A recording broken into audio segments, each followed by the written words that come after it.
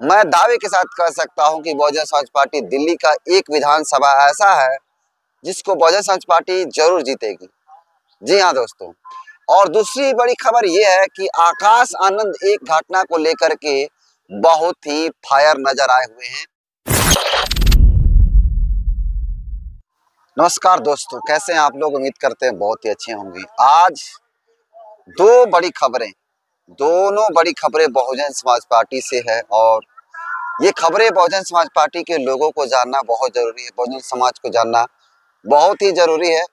वो खबरें के बारे में चर्चा करूंगा। पहली खबर ये है कि दिल्ली में एक विधानसभा सीट बहुजन समाज पार्टी, मैं दावे के साथ कह सकता हूं कि बहुजन समाज पार्टी दिल्ली का एक विधानसभा ऐसा है जिसको बहुजन समाज पार्टी जरूर जीतेगी।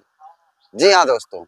और दूसरी बड़ी खबर यह है कि आकाश आनंद एक घटना को लेकर के बहुत ही फायर नजर आए हुए हैं और वो इतना फायर है कि जिसको आप देखेंगे सुनेंगे तो कहेंगे कि बाप रे बाप, कितना बड़ा गुस्सा में है आकाश आनंद जी। और वो जिस प्रकार से भारतीय जनता पार्टी की सरकार को लताड़ने का काम किया है, दोनों खबरों के बारे में बताऊंगा बारी बारी से।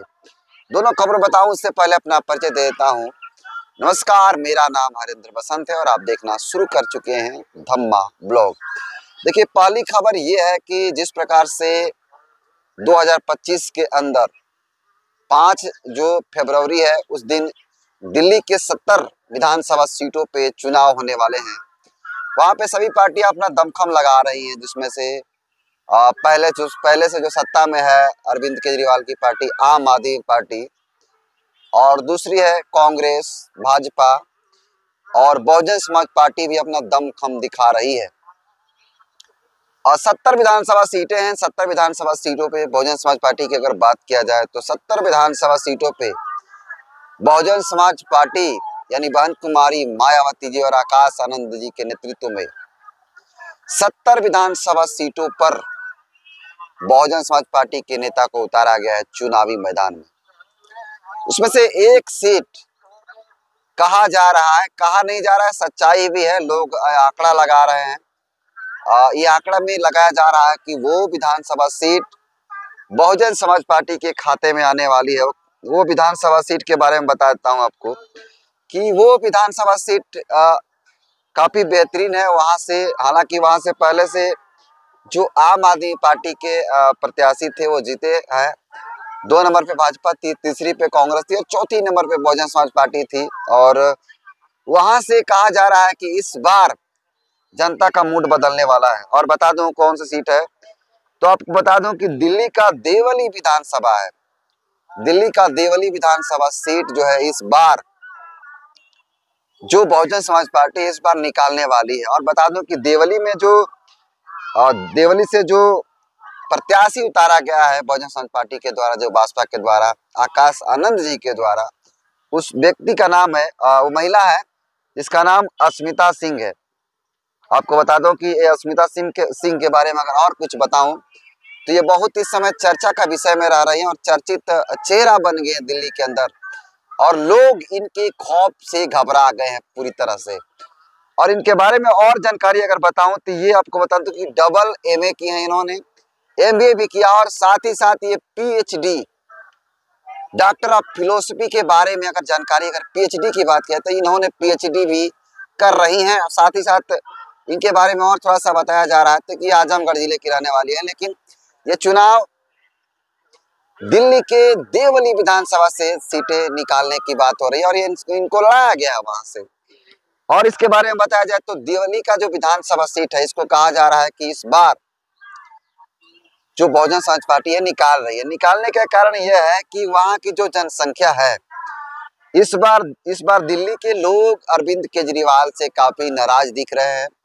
और पूरे देश के अंदर जिस प्रकार से झूठ फैलाने का काम करते हैं अरविंद केजरीवाल जी, किसी से छुपा नहीं है। दूसरी बड़ी पार्टी भारतीय जनता पार्टी की अगर बात करें तो भारतीय जनता पार्टी के अंदर पूरे देश के अंदर काफी लोग नाराजगी व्यक्त कर रहे हैं। जिस प्रकार से महंगाई की मार झेल रही है पूरे देश की जनता, और भी बहुत सारे चीजें हैं उसको लेकर के भारतीय जनता पार्टी से लोग नाराजगी है। और कांग्रेस की सरकार को लगातार लोग देख चुके हैं। तो इस बार ये कयासें लगाई जा रही है, उम्मीदें जताई जा रही है। लोगों का कहना है कि यहाँ पर से इस बार बहुजन समाज पार्टी के जो नेता हैं अस्मिता सिंह, डॉक्टर अस्मिता सिंह, इस बार काफी अच्छा परफॉर्मेंस करने वाली हैं। और आपको बता दें कि इनका जीतने का चांस क्यों है और बता दूं कारण क्या है कि जीत सकती हैं। देखिए, दिल्ली का जो ये विधानसभा, देवली विधानसभा, यहाँ से एक जगह है अंबेडकर नगर। अंबेडकर नगर में अगर बात किया जाए तो अंबेडकर नगर में हिंदू मुस्लिम समुदाय, दोनों समुदाय के लोग रहते हैं। और वहाँ पे हिंदुओं में जो दलित समाज आता है, दलित समाज, एससी कैटेगरी के लोग, वहाँ पे जनसंख्या ठीक ठाक है। और दूसरी सबसे बड़ी बात यह है कि सबसे ज्यादा जनसंख्या वाला अगर दूसरा कोई रिलीजन है वहाँ से तो वो है मुस्लिम धर्म। तो यहाँ पर दलित और मुस्लिम का जो वोट परसेंटेज है काफी अच्छा खासा है।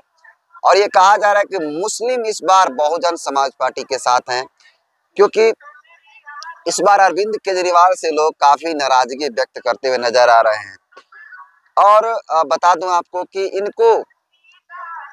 इनका समर्थन जो बहुजन समाज पार्टी के नेशनल लेवल के राष्ट्रीय सिंगर, जो राष्ट्रीय मिशन सिंगर हैं रवि राज बौद्ध और प्रीति बौद्ध, उन्होंने साफ तौर पे समर्थन कर दिया। और उन्होंने साफ अपने फेसबुक के माध्यम से ये लिख करके बताने का काम किया है कि इस बार कहीं वोट दे या ना दे, लेकिन इस बार देवली विधानसभा सीट से जो वहां से डॉक्टर अस्मिता सिंह हैं, अस्मिता सिंह को जिताने का काम करें।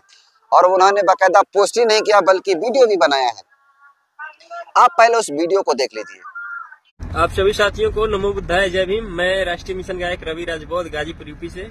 आप सभी साथियों को सादर नमो बुद्धाय, जय भीम। मैं प्रीति बौद्ध, जिला में उत्तर प्रदेश से। साथियों, आप सभी से मेरा विशेष निवेदन है, दिल्ली के जितने साथी देवली विधानसभा 47 से हमारी जो बहन है आजमगढ़ से डॉक्टर अस्मिता सिंह, उनको ज्यादा से ज्यादा वोट करके हाथी वाले चुनाव निशान पे बटन दबा करके आप लोग ज्यादा से ज्यादा वोटों से जिताए साथियों, और बीएसपी की सरकार बनाए। आप लोगों से मेरा निवेदन है, इस वीडियो को ज्यादा से ज्यादा शेयर करिए और आने वाले 5 फरवरी को हाथी वाला बटन दबाइए। जी हाँ साथियों, आप सभी से मैं विनम्र निवेदन करती हूँ कि आप सभी लोग देवली विधानसभा से अब तक की सबसे कम उम्र की प्रत्याशी डॉक्टर अस्मिता सिंह जी प्रत्याशी हैं देवली विधानसभा से। तो आप सभी उनको हाथी वाले निशान के सामने वाले बटन दबा के आप सब भारी मतों से विजयी बनाएं और बहन जी के हाथों को मजबूत करें।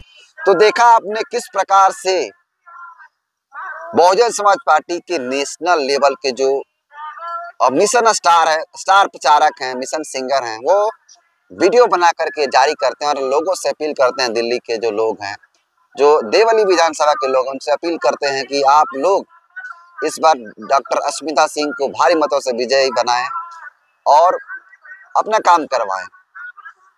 दूसरी बड़ी खबर के बारे में मैंने पहले ही कहा कि आकाश आनंद जी काफी फायर हैं और इतना फायर है कि पूछिए मत। दूसरी बड़ी खबर की अगर बात किया जाए तो आकाश आनंद जी जिस प्रकार से कल हरियाणा के एक प्रदेश सचिव राजू माजरा जिसका नाम है, और उनको अज्ञात लोगों के द्वारा हत्या कर दिया गया गोली मार करके। और बता दूं आपको कि ये राजू माजरा ये हरियाणा जो राज्य है, उस हरियाणा राज्य के राजू माजरा जी प्रदेश सचिव थे और बहुजन समाज पार्टी के काफी प्रखर वक्ता थे। और इनके बारे में अगर और कुछ बात किया जाए तो ये वहां से चुनाव भी लड़े थे एक बार, और चुनाव को लेकर के पता नहीं क्या नाराजगी है बहुजन समाज पार्टी के इस नेता से, जिसको लेकर के तमाम लोग ये दुख जता रहे हैं और कह रहे हैं कि ऐसे आदमी का निर्मम हत्या करना बहुत ही दुखद घटना है। और देश में और राज्य में जहां जहां भाजपा की सरकार है वहां पे दलितों पे, शोषितों, वंचितों पर लगातार अत्याचार किए जा रहे हैं। आपको बता दूं कि आकाश आनंद जी ट्वीट करके जानकारी दिए हैं और जानकारी में बहुत ही बेहतरीन बात कहने का काम किया है और काफी गुस्से में इस पोस्ट को किए हैं। एक ट्वीट करके जानकारी दिया और जानकारी में क्या बताया, उन्होंने क्या कहा है कि हरियाणा भाजपा यूनिट के प्रदेश सचिव हरबिलास राजू माजरा की हत्या से स्तब्ध हूँ। मैंने अपना युवा साथी खोया है। वो बहुजन समाज पार्टी के जुझारू व मेहनती कार्यकर्ता थे और नारायणगढ़ विधानसभा सीट से चुनाव लड़ा था। एक युवा जन नेता की हत्या दुखद है और प्रदेश में फैले अराजकता का नतीजा है। भाजपा सरकार में कानून व्यवस्था बेहाल है, चाहे महाराष्ट्र हो, हरियाणा हो, यूपी हो। सत्ता के संरक्षण में अधिकारी मस्त हैं और जनता असुरक्षित है। कुदरत उनके परिजनों को यह दुख सहने की ताकत दें। तो आपने देखा कि किस प्रकार से आकाश आनंद जी चंद लाइनों के माध्यम से बात करने की कोशिश किया, ट्वीट के माध्यम से बात करने की कोशिश कहा है और भाजपा को लताड़ने का काम किया है। भाजपा पे उन्होंने कहा है कि भाजपा की सरकार जिस जिस राज्य में है उन सारे राज्यों में अराजकता का माहौल है और कहीं ना कहीं सरकार इनको संरक्षण दे रही है, जिसको लेकर के